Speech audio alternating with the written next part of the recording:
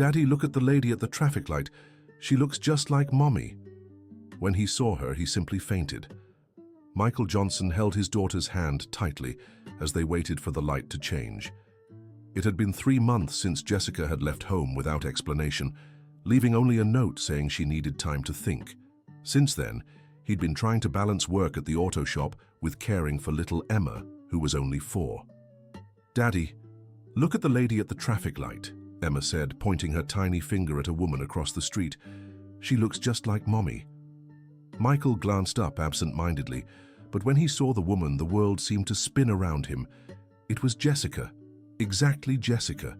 The same blonde hair, the same way of dressing, even the way she touched her face when she was worried. He tried to call out her name, but his legs gave way, and he collapsed on the sidewalk. "Daddy!" Emma cried, frightened, trying to wake her father, who had fainted. A few people gathered to help.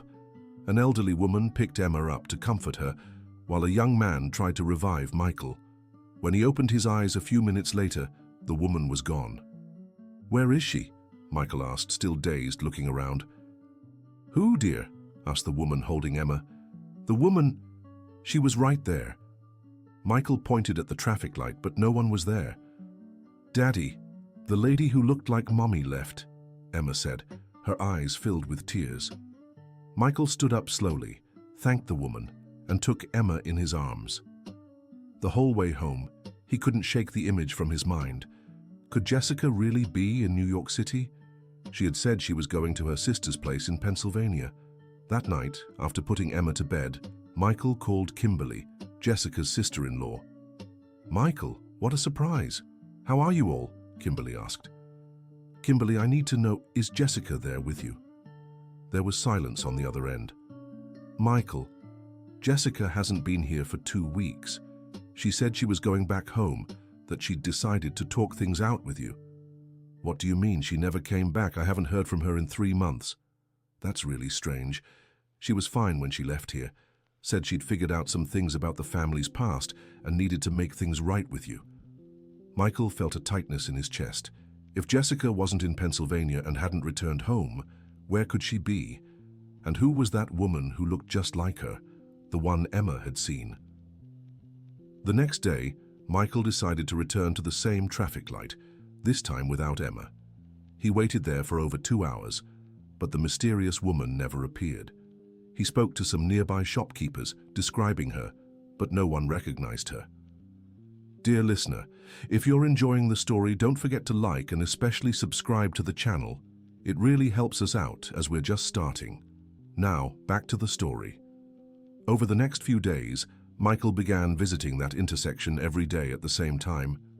The local shopkeepers soon recognized him and always asked if he'd found the person he was looking for. Emma started noticing her father's new routine. "Daddy, why do we always come here?" she asked one afternoon. "I'm looking for someone, Princess."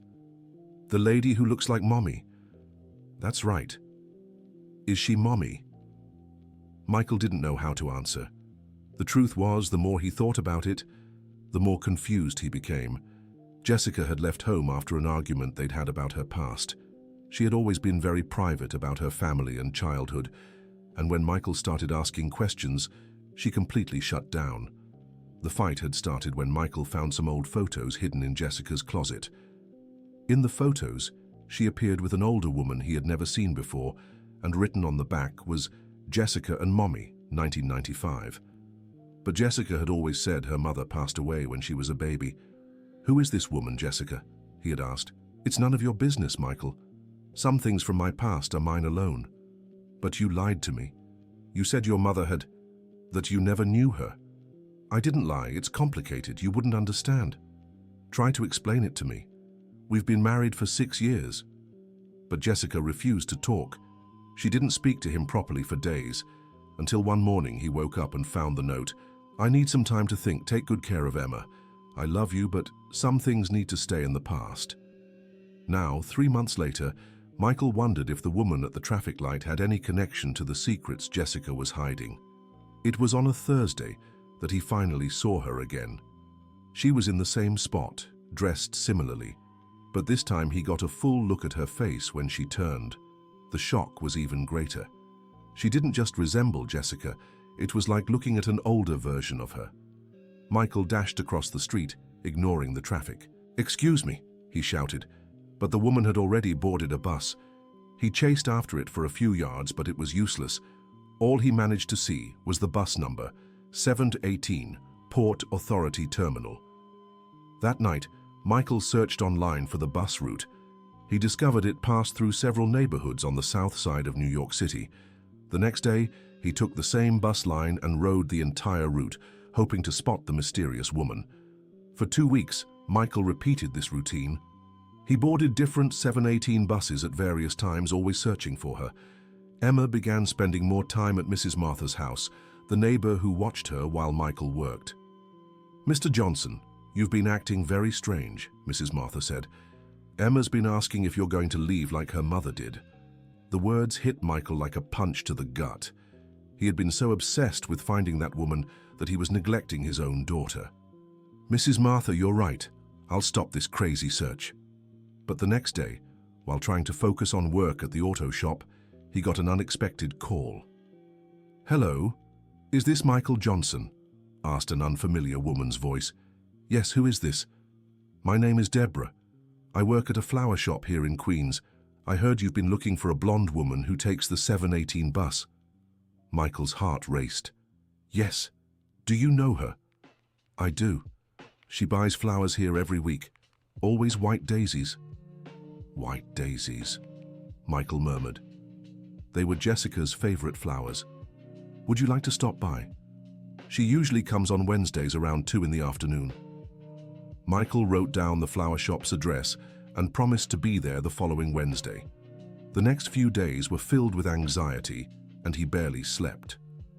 When the day came, he arrived at the flower shop an hour early.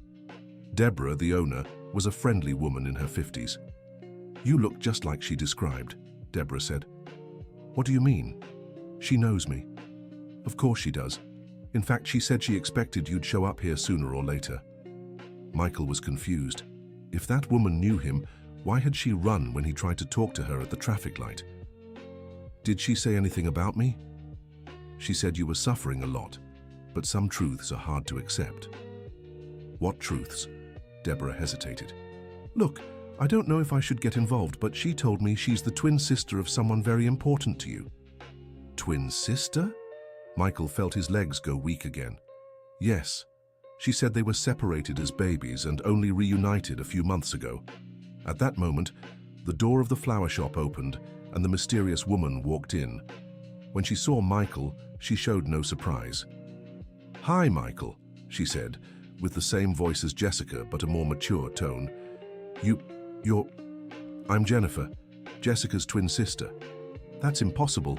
Jessica never mentioned having a sister." "She didn't know I existed until 3 months ago." Jennifer explained she had been adopted by a different family at birth. For years, she had searched for her biological family until she finally located Jessica through a relative finding website.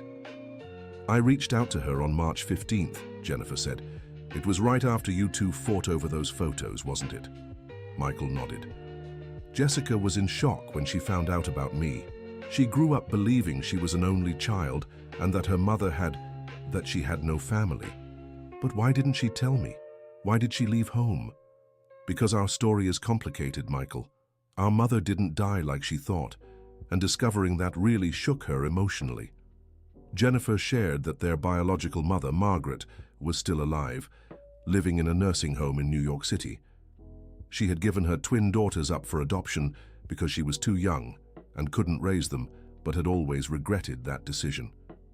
Jessica was adopted by the Johnson family, who raised her as an only child. I went to another family. Our mother never got over being separated from us. "Where is Jessica now?" Michael asked, his voice choked. "She's taking care of our mother.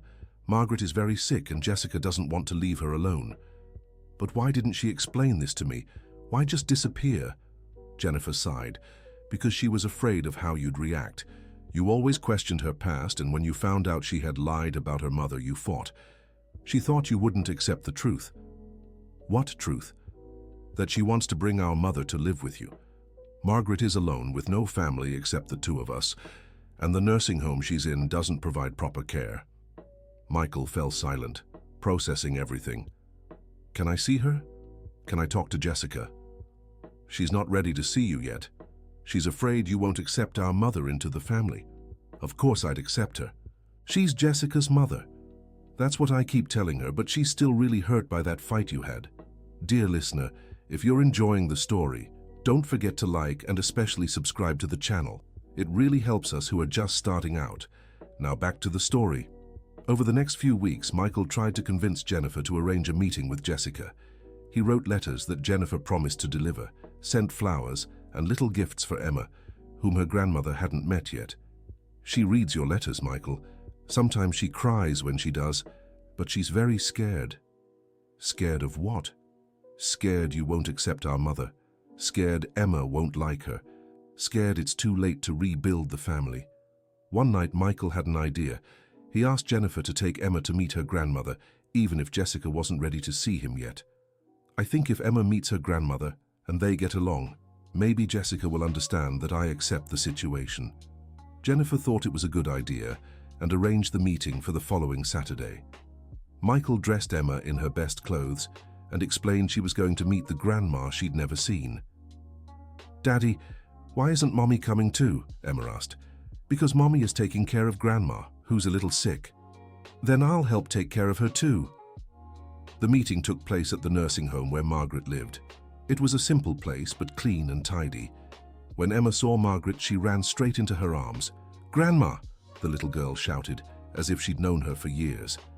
Margaret burst into tears. At 68 years old, she was finally meeting the granddaughter she had always dreamed of seeing. "She looks just like Jessica when she was little," Margaret said to Michael. "Thank you for letting her meet me. You're Emma's grandmother. Of course she should know you."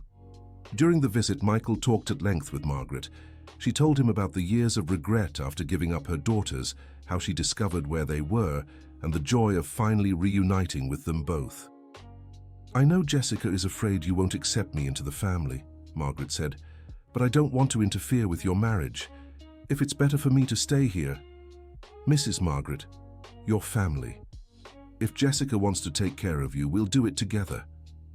Even though I'm a stranger, you're not a stranger. You're the mother of the woman I love and the grandmother of my daughter." As they talked, Emma played with Margaret, showing her drawings she had made and telling stories about school. The bond between them was clear. At the end of the visit, Margaret held Michael's hand. "Please tell Jessica she can come home, that I'll stay here if it's better for you. Mrs. Margaret, you're leaving here and coming to live with us. I'll prepare a room for you and everything will work out." When Michael and Emma left the nursing home, they didn't know Jessica had been watching from a distance, hidden behind a tree in the garden. She had come to visit her mother and saw Michael's car in the parking lot. Jessica watched the tender interaction between Emma and Margaret, saw how Michael treated her mother with respect and kindness, and heard him say she was welcome in the family. For the first time in months, she felt she might be able to go home. But just as she was about to approach, a nurse came running. "Mrs. Johnson, your mother isn't feeling well. The man who was visiting her ran to get help." Jessica rushed inside and found Margaret being treated by doctors. She had suffered a spike in blood pressure from the emotions of meeting her granddaughter. "She's stable now," the doctor said, "but she needs rest and constant care." Jessica grew even more distressed. How could she take her mother home if she was so fragile? How could she ask Michael to accept someone who needed ongoing medical attention? Over the next few days, Margaret stayed in the medical wing of the nursing home. Jessica slept there to be with her, and Jennifer visited them daily. "Jessica, you need to talk to Michael," Jennifer insisted. "He's desperate to see you." "I can't leave Mom now." "She's better. The doctor said she can be discharged. But she'll need special care. How can I ask that of Michael? He already said he accepts her." But Jessica was afraid, and the longer she waited, the harder it became to decide. Then on a Tuesday, everything changed. Jessica was in the nursing home garden when she saw Michael arriving for another visit. She hid behind the trees again, but this time she tripped and fell, hurting her knee. "Jessica!" Michael shouted, running to help her. Finally, after 3 months, they were face to face. "Hi, Michael," she said, her eyes filled with tears. "Jessica, why didn't you come home? Why didn't you tell me about your mother?" "Because I was scared. Scared you wouldn't accept her. Scared it would be too complicated." "Complicated? Jessica, I love you. I love Emma. If your mother matters to you, she matters to me too. But she's sick, Michael. It'll be work. It'll change our lives. So what? That's what family does. We take care of each other." Jessica finally broke down in tears in Michael's arms. 3 months of anguish, fear, and longing poured out at once. "I missed you so much," she cried. "Me too. Emma too. She talks about you every day. How is she? Asking every day when Mommy is coming home." After talking for over an hour in the garden, Michael convinced Jessica to go see Emma. He called Mrs. Martha and asked her to bring the girl to the nursing home. When Emma saw her mother, she ran and threw herself into her arms. "Mommy, I knew you'd come back. I met Grandma Margaret. She's really nice." "You really met her?" asked Jessica, surprised. "Yes, Daddy took me to meet her. We played a lot, and she told me stories from when you were little." Jessica looked at Michael with an expression of gratitude and relief. That night, Jessica finally returned home. She and Michael talked until dawn, clearing up misunderstandings, planning how they would care for Margaret, and organizing this new phase for the family. "We'll need to adapt the guest room," said Michael. "Are you sure it won't be a problem?" "Jessica, stop asking that. Your mother is welcome in our home." But the challenges were just beginning. When they went to pick up Margaret from the nursing home the following week, they discovered she had worsened again. The doctor said she would need home nursing care. "We'll have to hire a nurse," said Jessica, worried. "How much does it cost?" asked Michael. When they heard the amount, they realized it would be impossible to afford it with just the auto shop's income. "I can go back to work," said Jessica. "But Emma is still little, and now with your mother too. Jennifer can help. She works part-time and has free time." Jennifer agreed to help care for Margaret, but even so, the expenses were high. Medications, doctor visits, special equipment. Michael had to work overtime at the auto shop, and Jessica found a part-time job at a local store. For 2 weeks, they tried to balance work, caring for Emma and caring for Margaret. They were exhausted. "This isn't working," said Jessica one night after an especially tough day. "It will work. We're just adjusting." "Michael, look at you. You're worn out. So am I. And Emma is needy because we don't have time for her. So what do you suggest?" "Maybe it's better to leave my mom at the nursing home. She was well taken care of there." "No, you fought so hard to have your mother back. We're not giving up now." But the situation got even more complicated when Emma started throwing tantrums, craving attention from parents who were always busy with her grandmother. "I don't like Grandma," Emma shouted one morning after Jessica cancelled a trip to the park to care for Margaret. "Emma, don't talk like that about Grandma," scolded Jessica. "But before she wasn't here and you played with me. Now you only take care of her." Emma ran to her room crying, and Jessica felt awful. "She's right," Jessica told Michael. "We're neglecting our daughter. We'll find a way to balance everything." But balancing it all was nearly impossible. Margaret needed care every 2 hours. Emma needed attention. The house was always a mess, and Michael and Jessica barely had time to talk. One night, Margaret had another episode and had to be taken to the hospital. Jessica spent the night there and was exhausted the next morning. "Jessica, you can't keep going like this," said Jennifer. "You're working yourself to death." "But she's my mother. I spent my whole life without her. Now that I've found her, I can't abandon her." "No one's talking about abandoning her, but maybe she'd be better off in a specialized facility. With what money? You've seen how much a good private facility costs. What about Medicaid?" "The waiting list is huge. It could take years." Jessica was in a terrible dilemma. She couldn't properly care for her mother at home, but she also couldn't afford a private facility. That's when their neighbor, Mrs. Martha, had an idea. "Why don't you hold a raffle?" she suggested. "A raffle?" "Yes. I know a family who raised money for surgery by holding a raffle. You could raffle something off and use the money to pay for a few months at a nursing home for Mrs. Margaret. But raffle what? We don't have anything valuable." Doesn't Michael have that old bike he's been restoring? Michael thought about the bike he'd been fixing in his spare time. It was a 1998 Harley-Davidson Sportster he'd bought to restore and sell. He'd already invested a lot of time and money into it. That's a good idea, he said. The bike's worth about $15,000. That'll cover 3 months at the nursing home for your mum. They organized the raffle with help from their neighbors, Michael's co-workers at the auto shop, and friends from the store where Jessica worked. They sold 750 tickets at $20 each. Within 2 weeks, they'd sold all the tickets. The drawing was set for the following Sunday at the neighborhood square, but on Saturday, the day before the raffle, something unexpected happened. The bike was stolen from Michael's garage. "This can't be happening," Jessica said, desperate. "We'll have to refund everyone's money," Michael said, defeated. "With what money? We've already spent some on my mom's medication." They were in an impossible situation. 750 people were expecting to win a bike that no longer existed, and they didn't have the money to pay them back. "We'll have to tell everyone the truth," Jessica said.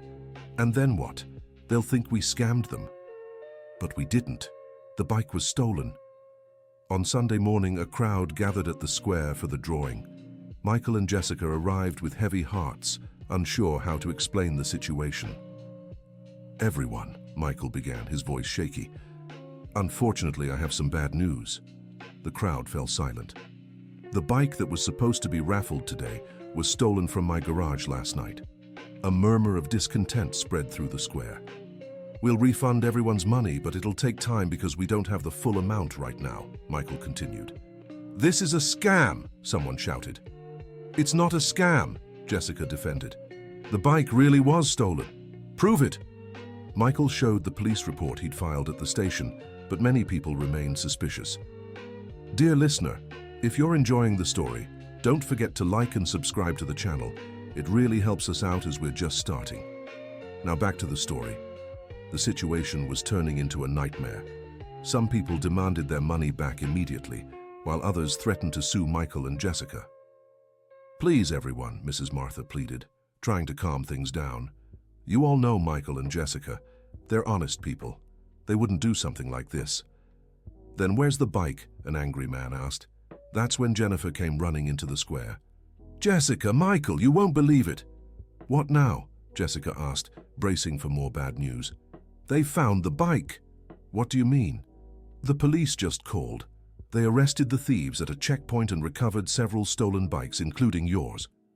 The crowd erupted in cheers and applause. The raffle could go on. 2 hours later, the bike was back in the square. The drawing went smoothly, and a 70-year-old woman won. "I don't even know how to ride a bike," the winner laughed. "I'll sell it and use the money to fix up my house." With the raffle money, Michael and Jessica were able to pay for 3 months at a specialized nursing home for Margaret. It was a good place, not too expensive, just 20 minutes from home. "She'll be well taken care of, and you can visit her every day," the head nurse explained. Margaret was reluctant at first. "You're just trying to get rid of me," she said sadly.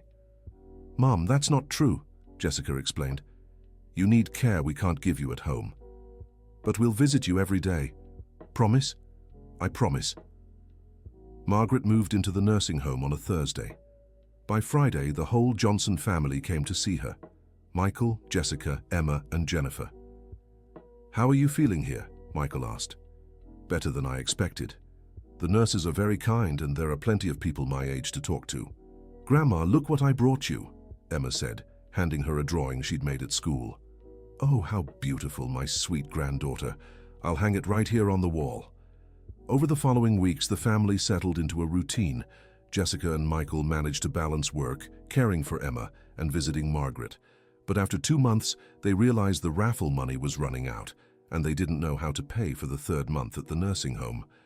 "We need to find a permanent solution," Jessica said. "What kind of solution?" "I don't know. Maybe a loan." "With what collateral? The house is mortgaged. We don't own a car." They were stuck in a dead end again. That's when Jennifer had a different idea. "What if we did something to raise money every month?" she suggested. "Like what?" "I don't know. Some kind of business that brings in steady income. But we don't have the capital to start a business. It'd have to be something that doesn't need much upfront investment." They spent days brainstorming possibilities. It was Emma who unknowingly gave them the answer. "Daddy, why don't you teach other people how to fix bikes like you do?" she asked one day. Michael paused.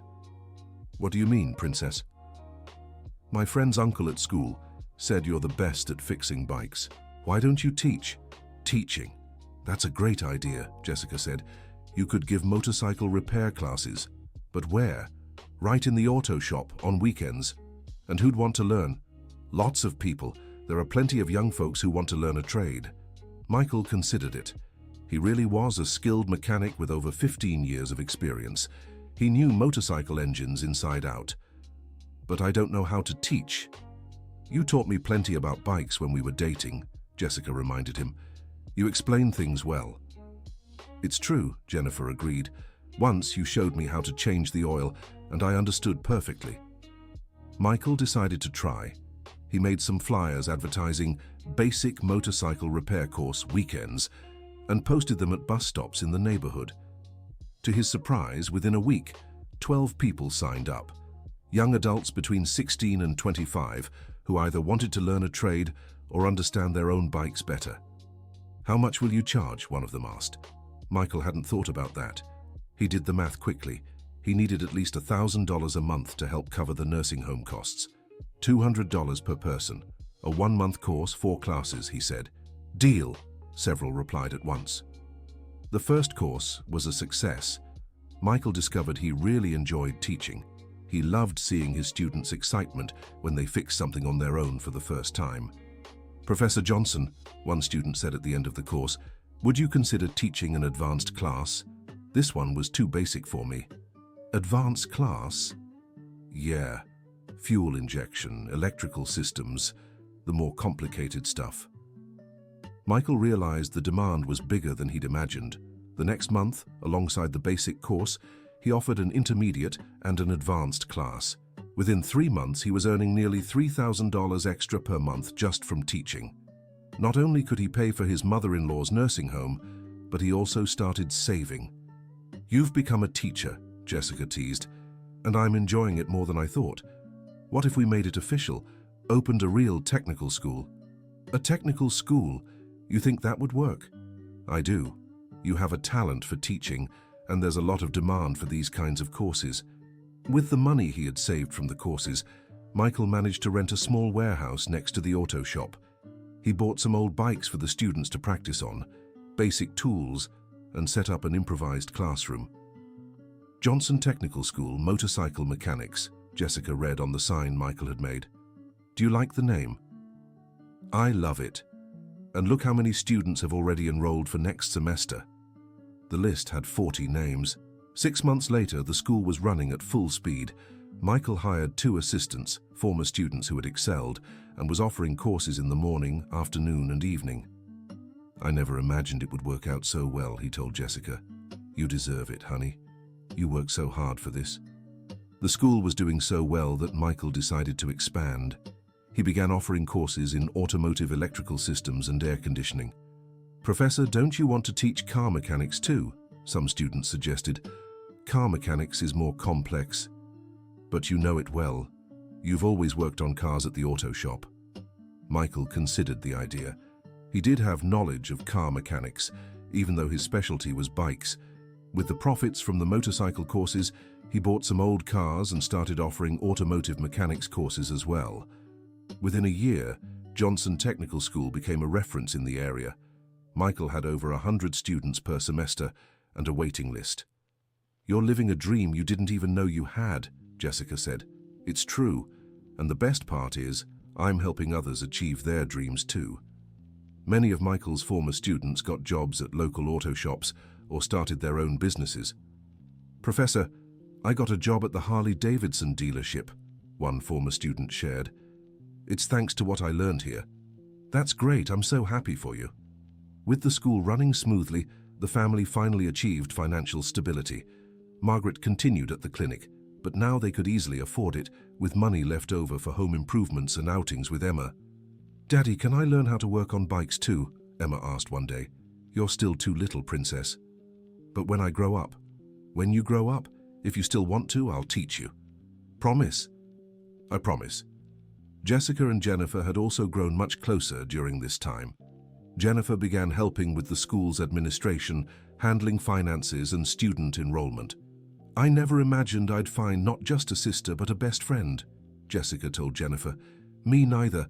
I always felt alone, without family. Now I have you, Michael, Emma, our mom." Margaret was doing much better at the clinic.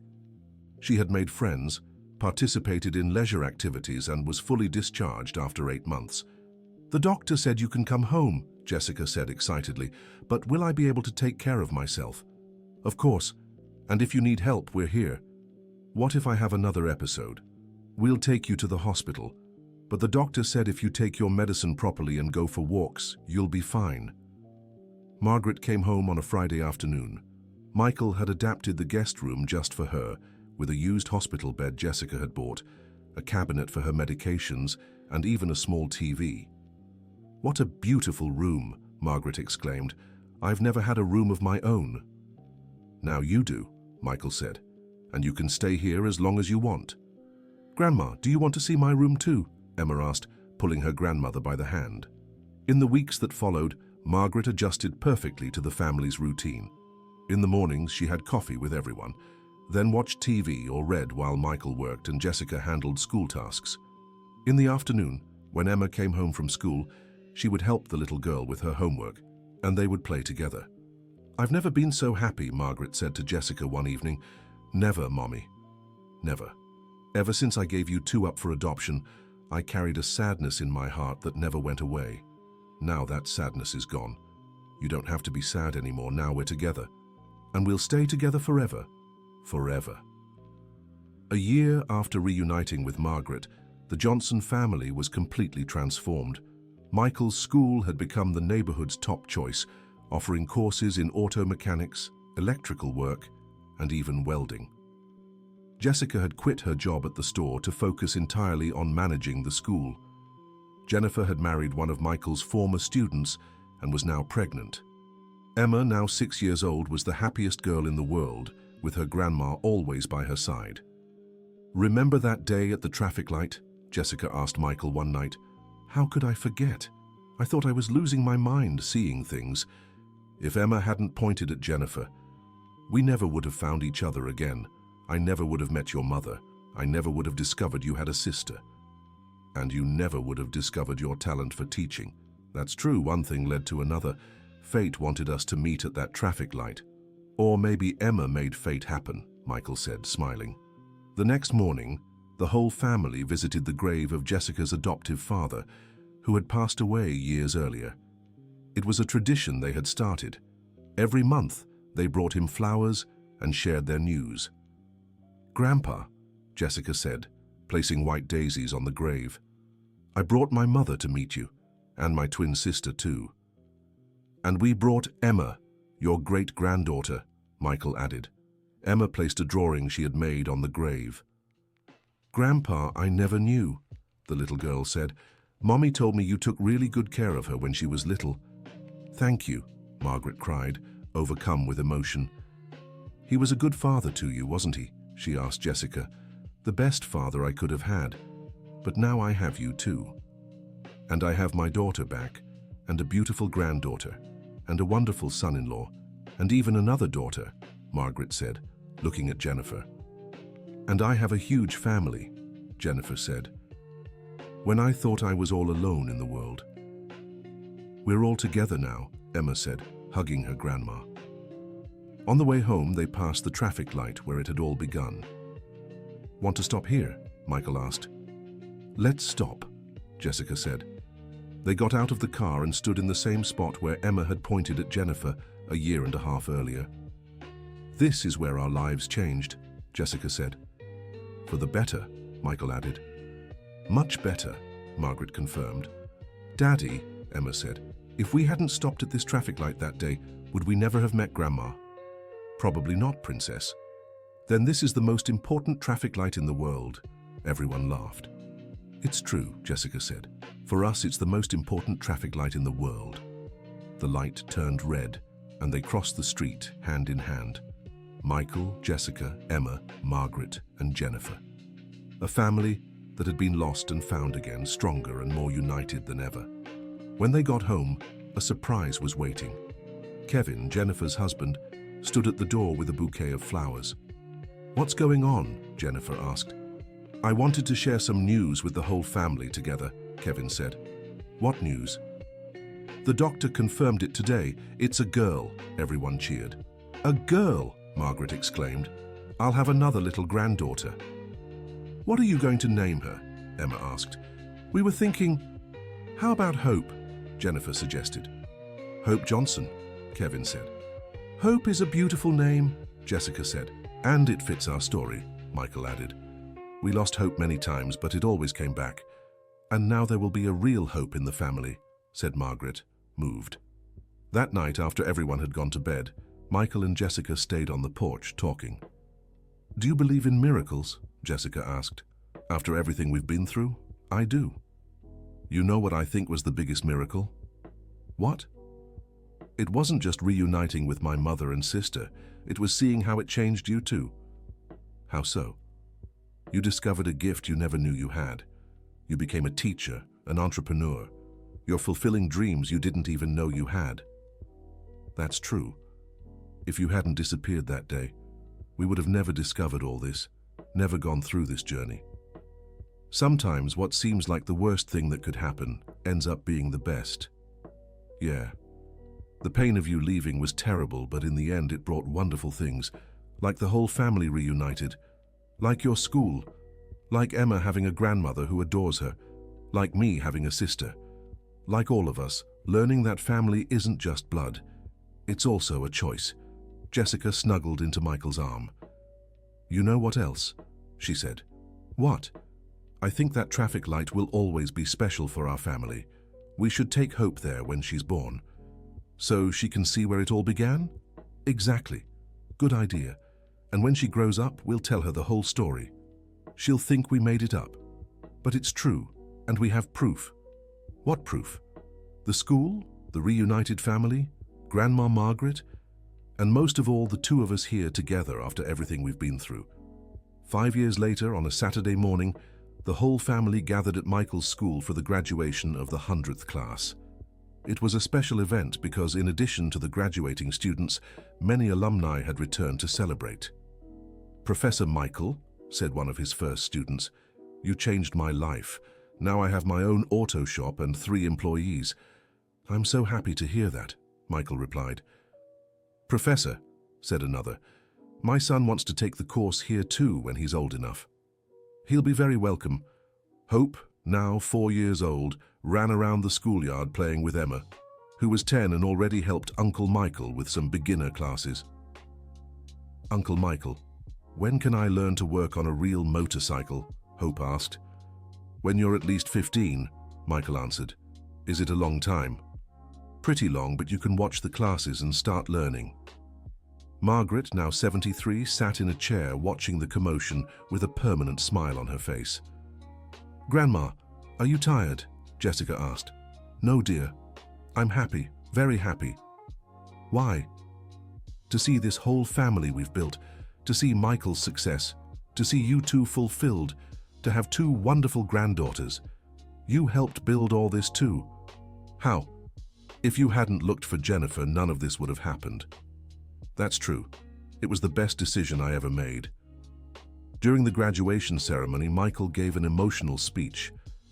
"When I started teaching here 5 years ago, I just wanted to earn some extra money to help with family expenses," he said. "I never imagined it would become the greatest achievement of my professional life." The students applauded. "You don't know this, but this school was born because of an unexpected meeting at a traffic light. My little daughter pointed to a stranger and said she looked like her mom.